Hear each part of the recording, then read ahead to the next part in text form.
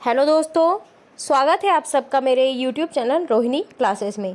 तो आज हम क्लास 11th की एनसीईआरटी पॉलिटिकल साइंस का चैप्टर 6 का जो है अगला पार्ट देखने जा रहे हैं। न्यायपालिका के बारे में हम बात कर रहे थे। तो हमने प्रीवियस पार्ट में ये देखा था कि सर्वोच्च न्यायालय में एक मुख्य न्यायाधीश और 25 अन्य न्यायाधीश होते हैं। ठीक है, संसद को ये अधिकार है कि इसके न्यायाधीशों की संख्या वो बढ़ा भी सकते हैं। ठीक है, और सर्वोच्च न्यायालय के मुख्य न्यायाधीश और अन्य न्यायाधीशों की नियुक्ति कौन करता है? राष्ट्रपति करता है। मुख्य न्यायाधीश की नियुक्ति के समय राष्ट्रपति जो है अन्य वरिष्ठ न्यायाधीशों से परामर्श भी करता है। ठीक है, इतनी चीज़ आपको पता होनी चाहिए। और क्या, सर्वोच्च न्यायालय के जो दूसरे न्यायाधीशों की नियुक्ति करता है राष्ट्रपति, तो वो जो है भारत के मुख्य न्यायाधीश और 2 दूसरे जो है वरिष्ठ न्यायाधीशों की सलाह से जो है वो करता है। और इसमें राष्ट्रपति की सहमति की जो है महत्वपूर्ण भूमिका होती है। आज हम बात करेंगे न्यायपालिका की संरचना के बारे में, उसके क्या क्या क्षेत्राधिकार हैं। ठीक है, इसके बारे में आज हम डिटेल वे में स्टडी करेंगे। तो चलिए बिना किसी देरी के स्टार्ट करते हैं। तो बात करेंगे न्यायपालिका की संरचना के बारे में। देखिए, भारत का जो संविधान है एकीकृत न्यायिक व्यवस्था की स्थापना करता है। इसका मतलब ये हुआ कि विश्व के जो अन्य संघीय देश हैं उसके विपरीत भारत में जो है एक अलग प्रांतीय स्तर के न्यायालय नहीं है। ठीक है, यानी कि भारत में न्यायपालिका की संरचना एक पिरामिड की तरह है। अभी मैं आपको वो पिरामिड भी दिखाऊंगी, जिसमें सबसे ऊपर कौन है? सर्वोच्च न्यायालय, उसके जस्ट नीचे उच्च न्यायालय, उसके बाद सबसे नीचे जिला और अधीनस्थ न्यायालय आते हैं। चित्र के माध्यम से हम समझने का प्रयास करेंगे। सबसे पहले सबसे निचली अदालत में जाते हैं, ये है अधीनस्थ न्यायालय। इसमें क्या होता है? फौजदारी और दीवानी किस्म के मुकदमों पर विचार करती है। इसके ऊपर होता है जिला अदालत। वहाँ भी अगर जो है मामला नहीं सॉल्व होता है तो आप जिला अदालत जा सकते हैं। जिला अदालत में क्या होता है? जिले में दायर मुकदमों की सुनवाई करती है और निचली अदालत के फैसले यानी कि अधीनस्थ न्यायालय का जो भी फैसला होगा इस पर की गई अपील की सुनवाई करती है। तीसरा, गंभीर किस्म के आपराधिक मामलों पर फैसला देती है। जिला अदालत के ऊपर होता है उच्च न्यायालय। तो ये क्या करता है? ये निचली अदालतों के यानी कि अधीनस्थ न्यायालय हो या फिर जिला अदालत हो, इसके फैसले पर की गई अपील की सुनवाई कर सकता है। और क्या करता है? मौलिक अधिकारों को बहाल करने के लिए रिट जारी करता है। अभी हम रिट के बारे में भी डिटेल में जो है जानकारी प्राप्त करेंगे। और क्या करता है उच्च न्यायालय? राज्य के क्षेत्राधिकार में आने वाले मुकदमों का भी निपटारा कर सकता है। और चौथा जो है अपने अधीनस्थ अदालतों के जो है पर्यवेक्षण यानी कि सुपरविजन और कंट्रोल जो है यानी कि नियंत्रण भी जो है वो करता है। और सबसे ऊपर का न्यायालय है भारत का सर्वोच्च न्यायालय, और इसका जो फैसला है वो सर्वमान्य है। सभी अदालत को इसको मानना ही पड़ता है। ठीक है, इसे अभिलेखीय न्यायालय भी कहा जाता है। ये जो है उच्च न्यायालय के न्यायाधीशों का तबादला भी कर सकता है। ये किसी अदालत का मुकदमा अपने पास मंगवा सकता है, और ये जो है किसी एक उच्च न्यायालय में चल रहे मुकदमे को दूसरे उच्च न्यायालय में भी भेजवा सकता है। ठीक है, बहुत शक्ति है। इसलिए कहा जाता है कि हमारे देश के जो सर्वोच्च न्यायालय की शक्ति है वो अपरंपार है। आइए अब इसी के शक्तियों के जो है क्षेत्राधिकार के बारे में बात करते हैं। यानी कि अब हम बात करेंगे सर्वोच्च न्यायालय के क्षेत्राधिकार।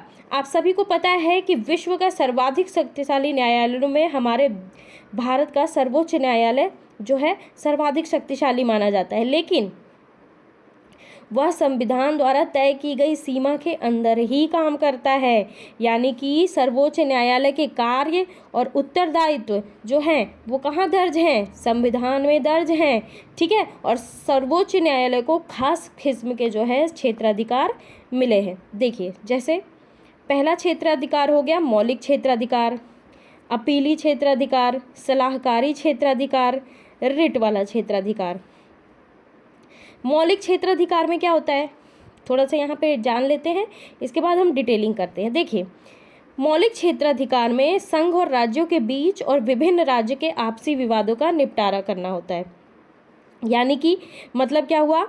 इसके अंतर्गत ऐसे मुकदमे आते हैं जिनको सीधे सर्वोच्च न्यायालय में ही दर्ज किया जाता है। ठीक है, चाहे वो केंद्र राज्य के बीच विवाद रहा हो, या दो से अधिक राज्यों के बीच कोई विवाद हो, या फिर नागरिकों के मौलिक अधिकारों के उल्लंघन संबंधी जो है मुकदमे सीधे सर्वोच्च न्यायालय में दायर किए जाते हैं। दूसरा हो गया अपीली। अपीली क्या होता है?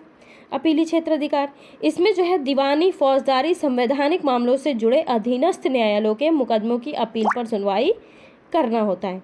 अच्छा, इसका मतलब क्या हुआ? देखिए, भारत में सर्वोच्च न्यायालय में की गई अपील ही जो है कैसी होती है? अंतिम अपील होती है। ठीक है, ये आपको समझना होगा।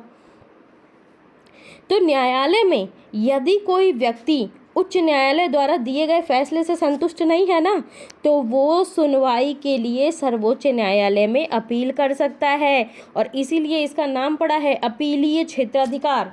ठीक है, और सर्वोच्च न्यायालय में संवैधानिक, दीवानी और फौजदारी जो है मामलों में सुनवाई की जाती है।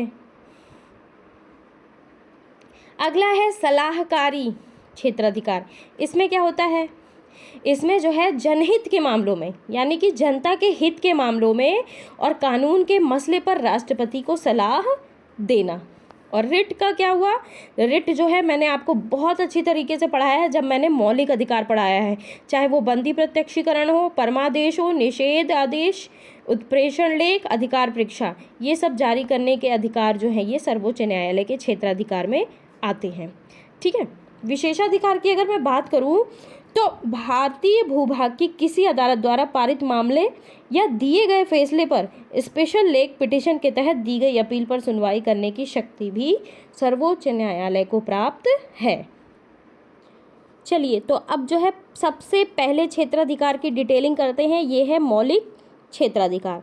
देखिए, उच्चतम न्यायालय या सर्वोच्च न्यायालय भारत के संघीय ढांचे के विभिन्न इकाइयों में जो है किसी विवाद पर संघीय न्यायालय की तरह निर्णय देता है। वो विवाद क्या क्या हो सकता है? अभी हमने देखा है कि केंद्र या फिर एक या अधिक राज्यों के बीच हो विवाद, या फिर केंद्र और कोई राज्य या राज्यों की तरफ से होना, एक या अधिक राज्यों की तरफ से, या फिर दो या अधिक राज्यों के बीच कोई विवाद अगर उत्पन्न होता है तो उसका निपटारा कौन करेगा? सर्वोच्च न्यायालय।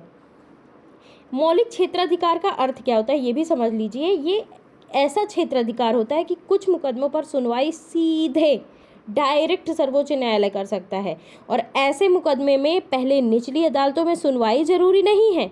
ठीक है, ऊपर के चित्र में आपने सीधे सीधे देखा है कि संघीय संबंधों से जुड़े मुकदमे सीधे सर्वोच्च न्यायालय में जाते हैं, और सर्वोच्च न्यायालय का मौलिक क्षेत्राधिकार उसे संघीय मामलों से संबंधित सभी विवादों में एक एम्पायर यानी कि निर्णायक की भूमिका देता है। किसी भी संघीय व्यवस्था में ना केंद्र और राज्यों के बीच विभिन्न राज्यों में परस्पर कानूनी विवादों का उठना स्वाभाविक है। ठीक है, क्लैश होना स्वाभाविक है। तो इन विवादों का हल करने का जो जिम्मेदारी है वो किसका है? वो सर्वोच्च न्यायालय का है। और इसे जो है मौलिक क्षेत्राधिकार इसलिए कहा जाता है क्योंकि इन मामलों को केवल सर्वोच्च न्यायालय ही हल कर सकता है। इसकी सुनवाई ना तो उच्च न्यायालय में होगी, ना ही लोअर कोर्ट में होगी, यानी कि ना ही अधीनस्थ कोर्ट में होगी। ठीक है, सीधे डायरेक्ट सर्वोच्च न्यायालय में इसकी सुनवाई होगी, और अपने इस अधिकार का प्रयोग करके सर्वोच्च न्यायालय जो है न केवल विवादों को सुलझाता है बल्कि संविधान में दी गई संघ और राज्य सरकारों के बीच शक्तियों की व्याख्या भी करता है। इतना आपको ध्यान रखना है। अगला अधिकार है रिट संबंधी क्षेत्राधिकार। अब देखिए, मौलिक अधिकार चैप्टर में मैंने आपको रिट बहुत अच्छी तरीके से पढ़ाया है। किस प्रकार ये क्षेत्राधिकार के अंतर्गत आता है इसको हम यहाँ पे देखते हैं। देखिए, जैसे कि आपने मौलिक अधिकार वाले चैप्टर में पढ़ा है कि मौलिक अधिकार के उल्लंघन पर कोई भी व्यक्ति इंसाफ पाने के लिए सीधे सर्वोच्च न्यायालय जा सकता है, और सर्वोच्च न्यायालय अपने विशेष आदेश रिट के रूप में दे सकता है। ठीक है, चाहे वो अधिकार परीक्षा हो, उत्प्रेषण, है ना, तो ये सारी चीज़ें। तो उच्च न्यायालय भी रिट जारी कर सकता है। सर्वोच्च न्यायालय आर्टिकल 32 के तहत और उच्च न्यायालय आर्टिकल 226 के तहत जो है रिट जारी करता है। लेकिन जिस व्यक्ति के जिस व्यक्ति के मौलिक अधिकार का उल्लंघन हुआ है उसके पास विकल्प है कि वो चाहे तो उच्च न्यायालय या सीधे सर्वोच्च न्यायालय जा सकता है। Sorry for in interruption. तो इन रिटों के माध्यम से न्यायालय जो है कार्यपालिका को कुछ करने या ना करने का आदेश दे सकता है। अब बात आती है अपीली क्षेत्राधिकार। अब देखिए, जैसा कि मैंने पहले ही बताया है कि उच्चतम न्यायालय न केवल भारत के संघीय न्यायालय के उत्तराधिकारी की तरह है, बल्कि ये एक जो ब्रिटिश जो है प्रोविंशियल काउंसिल है ना, इसके स्थान पर स्थानांतरित है ना, जो कि अपीलीय का उच्चतम न्यायालय है। यानी कि उच्चतम न्यायालय निचली अदालतों के फैसले के खिलाफ सुनवाई करता है। इसके अपीलीय न्याय क्षेत्र को 4 वर्गों में बांटा गया है। पहला है संवैधानिक मामलों में अपील, दूसरा है दीवानी मामलों में अपील, तीसरा है आपराधिक मामलों में अपील और चौथा है विशेष अनुमति द्वारा अपील। ठीक है, तो जो मैंने पहला संवैधानिक मामले वाला अपील बताया ना, तो इसमें जो है उच्चतम न्यायालय उच्च न्यायालय के फैसले के खिलाफ अपील की जा सकती है। ठीक है, यानी कि अगर उच्च न्यायालय इसे प्रभावित करे मामले में विधि के जो है पूरक प्रश्न निहित है, जिसमें संविधान की व्याख्या निहित है के अनुचित के आधार पर उच्चतम न्यायालय में अपील की जा सकती है। दीवानी मामले में क्या होता है? दीवानी मामले के तहत उच्चतम न्यायालय में किसी भी मामले को लाया जा सकता है। ठीक है, ये चीज़ ध्यान रखेंगे। आपराधिक मामले में अपराध से संबंधित, ये तो आपको ज्ञात ही होगा। और विशेष अनुमति वाले अपील में जो है अपना मत विशेष अनुमति प्राप्त अपील को दे जिस फैसले से संबंधित मामले में जुड़ी हो, और फैसला किसी न्यायालय या पंचायतों से संबंधित होना चाहिए। ये चीज़ है। देखते हैं बुक में क्या लिखा हुआ है। तो सर्वोच्च न्यायालय अपील का उच्चतम न्यायालय है।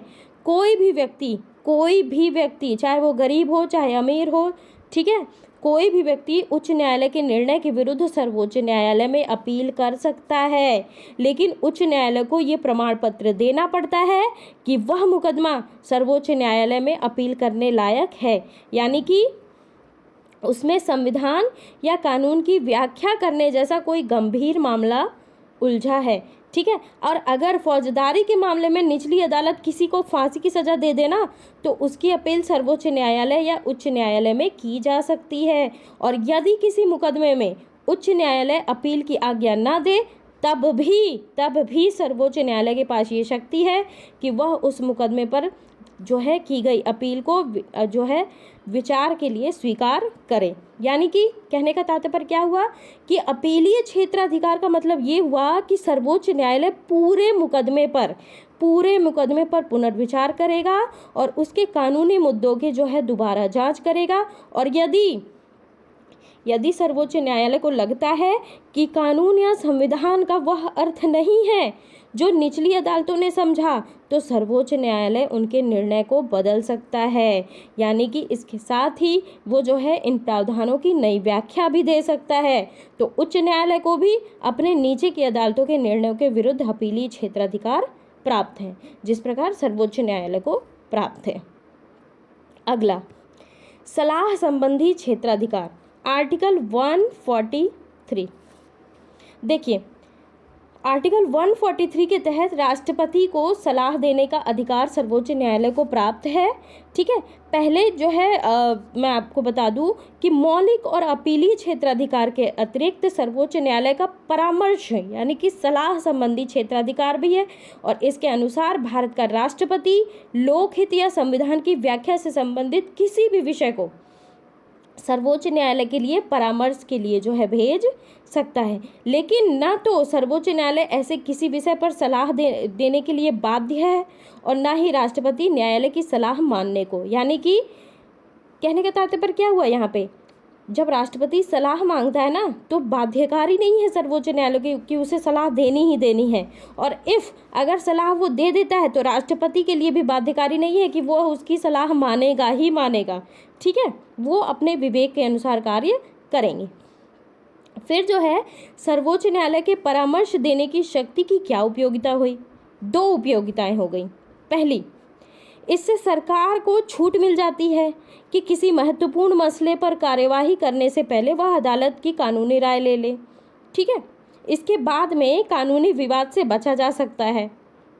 दूसरा, सर्वोच्च न्यायालय की सलाह मानकर सरकार जो है अपने प्रस्तावित निर्णय और विधेयक में समुचित संशोधन भी कर सकती है। यहाँ देखिए कुछ आर्टिकल भी दिए हुए हैं, ये भी देख लेते हैं हम। आर्टिकल 137, उच्चतम न्यायालय को अपने द्वारा सुनाए गए निर्णय या दिए गए आदेश का पुनरावलोकन करने की शक्ति होगी। और आर्टिकल 144 क्या कहता है? भारत के राज्य क्षेत्र के सभी सिविल और न्यायिक प्राधिकारी उच्चतम न्यायालय की सहायता से कार्य करेंगे। तो कुछ इंपॉर्टेंट अनुच्छेद हैं, इसके बारे में भी मैं आपको बता दूं। आर्टिकल 124, इसमें जो है आर्टिकल 124 के तहत उच्चतम न्यायालय की स्थापना और गठन की गई है। 125 के अनुसार न्यायाधीशों के वेतन में है। ठीक है, अभी जो मैंने आपको 143 बताया है, इसमें जो है ये बहुत पूछा जाता है एग्जाम में। 143, राष्ट्रपति की उच्चतम न्यायालय से सलाह करने की शक्ति। ठीक है, ये भी आपको ध्यान रखना है। और एक और आर्टिकल है, आर्टिकल 136। 136 में क्या है? उच्चतम न्यायालय द्वारा अपील के लिए विशेष अवकाश। ठीक है, तो इन चारों आर्टिकल को आप अच्छे से ध्यान में रखना और पिछले पृष्ठ पर दिए गए अनुच्छेद को भी पढ़ लें। ये अनुच्छेद हमें भारत के न्यायपालिका के एकीकृत प्रकृति और सर्वोच्च न्यायालय की शक्तियों को समझने में मदद करते हैं। यानी कि सर्वोच्च न्यायालय के फैसले भारतीय भूभाग के अन्य सभी न्यायालय पर बाध्यकारी हैं। यानी कि जो सर्वोच्च न्यायालय का डिसीजन होता है ना, वो एक अभिलेख के रूप में जो है वो भी कार्य करता है। यानी कि जो सर्वोच्च न्यायालय का निर्णय होता है वो संपूर्ण देश में लागू होता है। और सर्वोच्च न्यायालय जो है ना, स्वयं अपने निर्णयों से बाध्य नहीं है और कभी भी उसकी समीक्षा कर सकता है। इसके अतिरिक्त अगर देखें तो सर्वोच्च न्यायालय की अवमानना के मामले में वे स्वयं ही देखता है।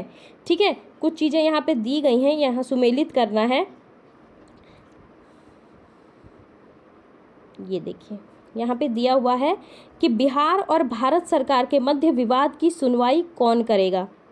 तो ये किस में आता है? ये मौलिक क्षेत्राधिकार में आता है। हरियाणा के जिला न्यायालय के निर्णय के विरुद्ध अपील कहाँ की जाएगी? तो कहाँ की जाएगी?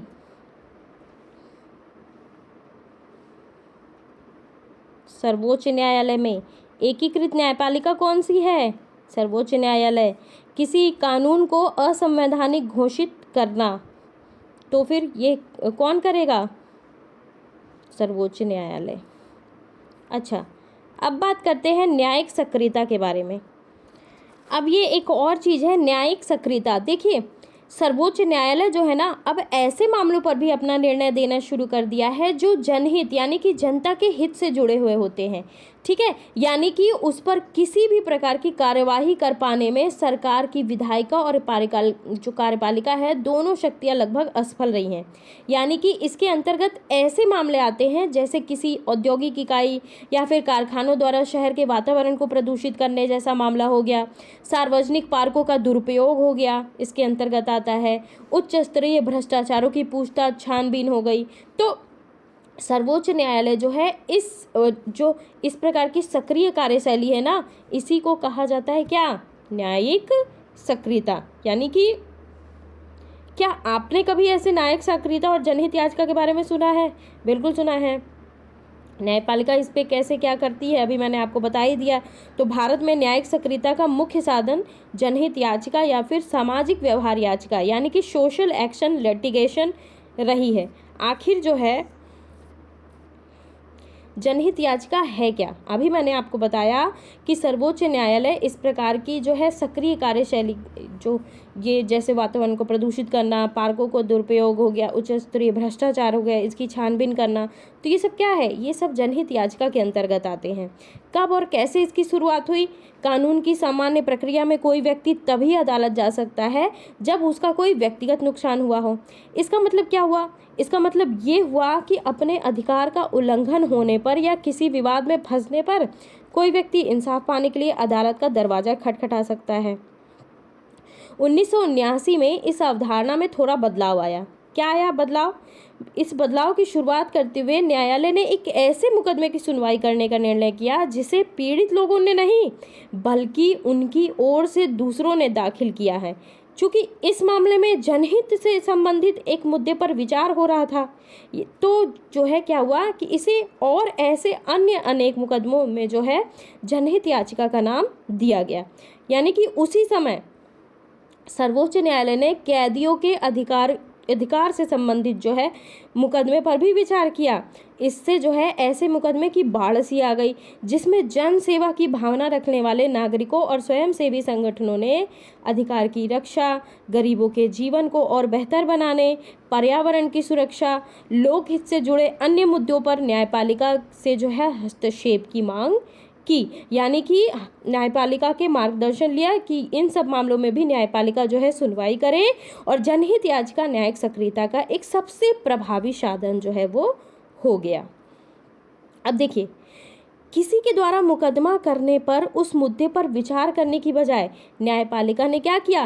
न्यायपालिका ने अखबार में छपी खबरों और डाक से प्राप्त शिकायतों को आधार बनाकर उन पर विचार करना शुरू कर दिया, और इस तरह न्यायपालिका की जो है ये नई भूमिका न्यायिक सक्रियता के रूप में लोकप्रिय हुई। देखिए, कुछ प्राथमिक जो है जनहित याचिकाएं देख लेते हैं। एक समाचार पत्र का जो है वो है लेख है 1979 का, कि जो है कैदियों के बारे में कुछ खबरें छपी थी।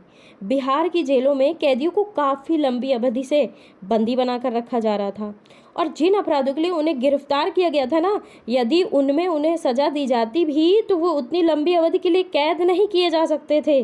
और इस खबर को आधार बनाकर एक वकील ने याचिका दायर की, और सर्वोच्च न्यायालय में ये मुकदमा चला, और पहली जनहित याचिका के रूप में ये जो है प्रसिद्ध हुआ। और इस मुकदमे को हुसैन आरा खातून बनाम बिहार सरकार के नाम से जो है वो जाना जाता है। दूसरा केस 1980 का है, तिहाड़ जेल का।